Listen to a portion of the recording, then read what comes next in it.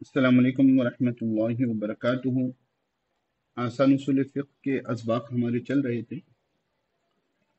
متفق علیہ ادلہ کے بعد ہم نے مختلف فی ادلہ میں استحسان دیکھا اور استحسان کے بارے میں ہم نے تفصیل سے باتیں جانی۔ آج کے سبق میں ہم دیکھیں گے مصالح مرسلہ۔ اب یہ بات آپ کو یاد رہنی ہے کہ مصالح مرسلہ یا یہاں سے ہم جتنے بھی اصول فقہ کے موضوعات دیکھ رہے ہیں ادلہ کے، یہ مختلف فی ہوں گے۔ کسی فقیہ کے پاس جو ہے یہ شرعی طور پر دلیل شریعت بنیں گے اور کسی فقیہ کے پاس نہیں بنیں گے۔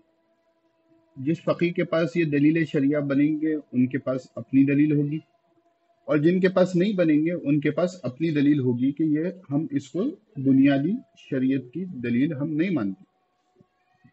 اب مصالح مرسلہ کے بارے میں مصنف فرماتے ہیں ان مصلیحتوں کو کہتے ہیں جو شریعت کے عمومی مزاج سے مطابقت رکھتی ہوں لیکن متعین طور پر ان کے معتبر ہونے یا ناقابل اعتبار ہونے کا نص میں ذکر نہ ہو۔ یعنی ایسی مصلیحتیں جو شریعت کے یعنی اسلامی شریعت جو ہے اس کی مزاج سے مطابقت رکھتی ہیں، اس سے الائن ہوتی ہیں، ٹھیک ہے، لیکن شریعت کے آپ نصوص دیکھو گے قرآن اور حدیث میں تو ان کے بارے میں کوئی ہم کو نص واضح طور پر نہیں ملے گی کہ یہ قابل قبول ہیں یا ناقابل قبول ہیں، یا اعتبار کے لائق ہیں یا اعتبار کے لائق نہیں ہیں، یعنی دونوں بھی ہے تو بھی نہیں ہے اور نہیں ہے بھی بلکہ۔ اب اس کی بہترین مثال ہے کہ آج کل جو ہم کرنسی یوز کرتے ہیں، ٹھیک ہے، نوٹ ہے، سکے ہے، تو مصنف وہ بتا رہے ہیں کہ سکوں کا جاری کیا جانا، ٹھیک ہے، اب شریعت میں تو اس کے بارے میں نہیں ہے، لیکن اس زمانے میں اشرفیاں وغیرہ چلتی تھی، دینار درہم چلتے تھے، تو شریعت کے عمومی مزاج سے مطابقت ہوتی سوری۔ اسی طرح قید خانے ہیں، جیل ہے، آپ دیکھو گے کہ جو ہے کہ شریعت کے مزاج کے موافق ہے کہ بھائی جو مجرم ہے آپ اس کے لیے جو ہے عام عوام سے ہٹ کر ایک ٹھکانہ بنائیں، اس کو اس کی کیے کی سزا مل رہی ہے، ٹھیک ہے، ساتھ میں اس کے کھانے پینے کا بھی انتظام ہو رہا ہے۔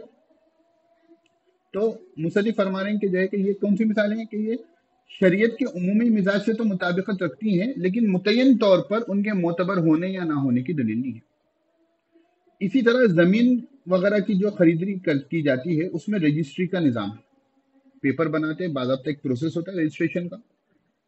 اسی طرح ٹرافک کے اصول و قواعد ہیں کہ ریڈ سگنل آ جائے رک جائیں، ہیلمٹ پہن کر چلائیں، سیٹ بیلٹ پہن کر چلائیں، یہ تمام چیزیں جو ہیں۔ اور اسی طرح ڈیفائی ٹیکس ہے، ڈیفنس کا ٹیکس جو ہوتا ہے، ٹول ٹیکس جو ہوتا ہے روڈ نہیں بن گئی تو، یہ تمام چیزیں جو ہیں ان کے بارے میں ہم کو شریعت میں کوئی نص نہیں ملتی آیا یہ معتبر ہیں یا معتبر نہیں ہیں، لیکن غور کرنے سے یہ معلوم ہوتا ہے کہ شریعت کے عمومی مزاج سے یہ لوگ الائن ہوتے ہیں، شریعت کے عمومی مزاج سے یہ مطابقت رکھتے ہیں، اسی کو مصالح مرسلہ کہتے ہیں۔ یہ تو ایگزامپلس ہیں، یعنی یہ ٹاپک کو مصالح مرسلہ کہتے ہیں۔ اور امام مصنف فرماتے ہیں کہ مصالح مرسلہ مالکیہ کے یہاں مستقل دلیل ہے۔ امام مالک رحمۃ اللہ علیہ کے پاس جیسا استحسان احناف کے پاس مستقل دلیل تھی، اسی طرح یہ مصالح مرسلہ مالکیہ کے پاس ہی مستقل دلیل ہے۔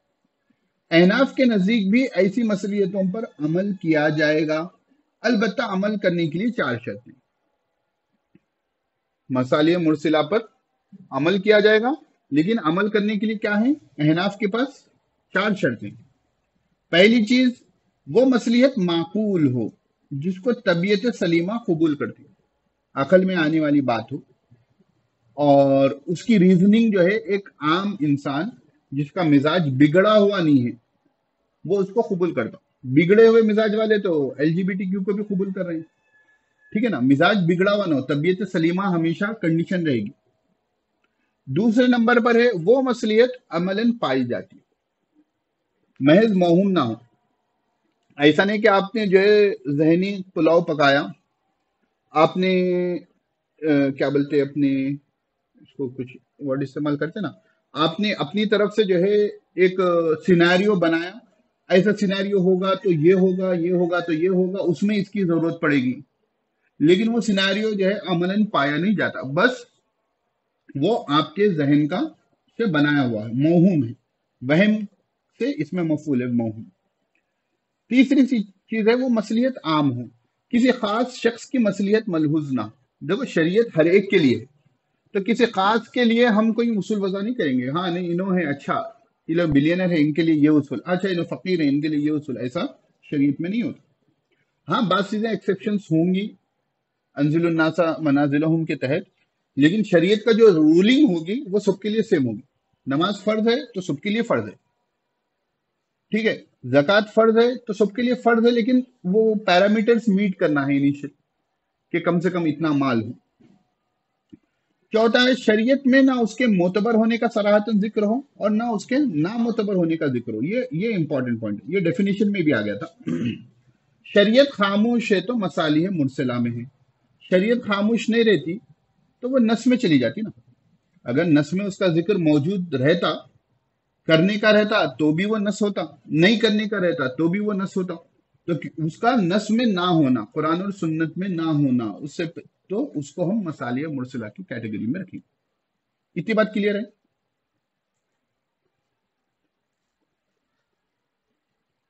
چلیے اس کے بعد مصنف فرماتے ہیں مصالح مرسلہ کے مقابلے بعض ایسی مصلیتیں ہیں جن کے معتبر ہونے کی قرآن و حدیث نے وضاحت کر دی، اس کو کہیں گے مصالح معتبرہ۔ قرآن اور حدیث میں اس کی وضاحت ہے تو اس کے لیے ٹرم کیا ہو جائے گا؟ مرسلہ کی جگہ معتبرہ، اعتبار کرنے کی۔ جیسے اللہ تعالیٰ نے نکاح کی مصلیت بتلاتے ہوئے فرمایا فَإِنَّهُ أَغَضُّ، جیسا کہ اللہ کے رسول صلی اللہ علیہ وسلم، یہ حدیث ہے، فَإِنَّهُ أَغَضُّ لِلْبَصَرِ وَأَحْسَنُ لِلْفَرْجِ، کہ جو ہے کہ اللہ کے رسول صلی اللہ علیہ وسلم نے قریش کے نوجوانوں کو جمع کیا، جمع کرنے کے بعد جو ہے ان سے کہا کہ جو نکاح کی عمر کو پہنچ گئے ہیں وہ نکاح کر لیں۔ اس کے بعد اللہ کے رسول صلی اللہ علیہ وسلم نے وہاں مصلیت بتائی کیونکہ یہ آنکھوں کے لیے زیادہ پردے کی چیز ہے۔ اغض للبصر، اس میں تفضیل ہے، غضہ نظریں جھکانا، تو آنکھوں کی حفاظت کے لیے اور شرمگاہ کی حفاظت کے لیے یہ بہترین چیز ہے کہ انسان جب نکاح کر لے گا تو وہ چیزوں سے محفوظ رہے گا۔ تو اسی مصلیت کو سامنے رکھتے ہوئے فقہا نے مختلف حالتوں میں نکاح کا حکم متعین کیا ہے۔ اب اسی مصلیحت کو سامنے رکھتے ہوئے فقہا نے مختلف حالتوں میں نکاح کا حکم متعین کیا ہے، یعنی اس سے مراد یہ ہے کہ کس پر نکاح فرض ہوگا، کس پر واجب ہوگا، کس پر سنت رہے گا، ٹھیک ہے نا، اب کس پر حرام ہوگا، کس کے لیے مکروہ ہے۔ تو اسی علت کے تحت بہت سے احکام آپ کو فقہ کی کتابوں میں مل جائیں گے کہ اسی مصلیحت کے تحت کہ نگاہوں کی حفاظت ہے، نوجوان ہیں، نگاہیں جو ہے بس بہکی ہوئی ہیں، تو اس کے لیے ضروری ہے کہ اس کا جو ہے والدین نکاح کرا دیں۔ تو اس حساب سے جو ہے فقہا نے اس ایک مصلیحت کے تحت بہت سے مسائل کا استنباط کیا ہے۔ پھر مصنف فرماتے ہیں اس طرح بعض مسائل وہ ہیں جن کے معتبر نہ ہونے کی کتاب و سنت میں صراحت کر دی گئی، جیسے شراب میں بعض فوائد بھی ہیں، لیکن اللہ تعالیٰ نے اسمہا اکبر من نفعہا کہہ کر ارشاد فرما دیا کہ ان مصالح کا اعتبار نہیں، ان کو مصالح ملغات میم کے پیش کے ساتھ کہا جاتا ہے، ان کا کوئی اعتبار نہیں۔ اب کوئی شرابی ہے وہ بولے گا کہ بھائی شراب پینے سے جو ہے پہلے تو لوگ جو ہے معاف کر دیتے ہیں، نہیں یار پی کر ٹھیک ہے ٹینشن چلی جاتی ہے، نیند آ جاتی ہے، وہ جتنے بھی گنائے گا، ٹھیک ہے نا، شراب پینے کے جتنے بھی فوائد وہ گنائے گا، ٹھیک ہے، ہم کہیں گے ٹھیک ہے، لیکن ہمارے سامنے قرآن کریم کی یہ آیت ہے کہ شراب کے فائدوں سے زیادہ اس کے نقصانات ہے، اللہ رب العزت نے اس کو یہ فرما دیا کہ اب یہ حرام۔ اب یہ جو تم فائدے بتا کر جو ہے مصلیتیں بتا رہے ہو کہ مجھے بہت ٹینشن ہوتی ہے، بہت تھکان ہوتی ہے، میرا دکھڑا سننے والا کوئی نہیں ہے، 10 چیزیں جو تم بتا رہے ہو وہ مصالح ملغات، نلیفائی، ملغات ان کے معنی آتے ہیں نلیفائی کر دینا، کسی کو مطلب ختم کر دینا، لغو بیکار کی مصلیتیں ہیں، یہ شریعت میں ان مصلیتوں کا اعتبار نہیں کیا جائے گا۔ تو یہ چیزوں کو ہم کو مصالح مرسلہ میں ہم سمجھیں گے۔ مصالح مرسلہ اب بنیادی طور پر کیا چیز ہو گئی؟ وہ مصلیتیں، ٹھیک ہے، جو معقول تو ہوں، شریعت کے مزاج کے موافق بھی ہوں، لیکن نصوص میں ان کے معتبر ہونے یا نہ ہونے کا ذکر نہ ہو، ان کو مصالح مرسلہ کہتے ہیں۔ اگر ان کا شریعت میں جو ہے معتبر ہونا ذکر ہے تو وہ مصالح معتبرہ ہو جائیں گے، جیسے نکاح کی جو مصلیتیں ہیں۔ اور اگر ان کا شریعت میں نامعتبر ہونا ذکر ہے تو اس کو مصالح ملغات کہہ دیتے ہیں، جیسا شراب کی مصلحتوں کے بارے میں شریعت نے کہا ہے۔ تو یہ مصالح مرسلہ کا خلاصہ ہے۔ آپ کو سوال میں یہ بھی ہو سکتا ہے کہ احناف کے نزدیک مصالح مرسلہ کب معتبر ہوں گے، تو آپ کو یہ 4 شرطیں بھی جو نارمل ہیں وہ یاد رہنی ہے۔ وہ مصلحت معقول ہو، عملاً پائی جاتی ہو، عام ہو، اور شریعت میں اس کے معتبر نہ ہو یا نامعتبر ہونے کا ذکر صراحت سے نہ ملتا۔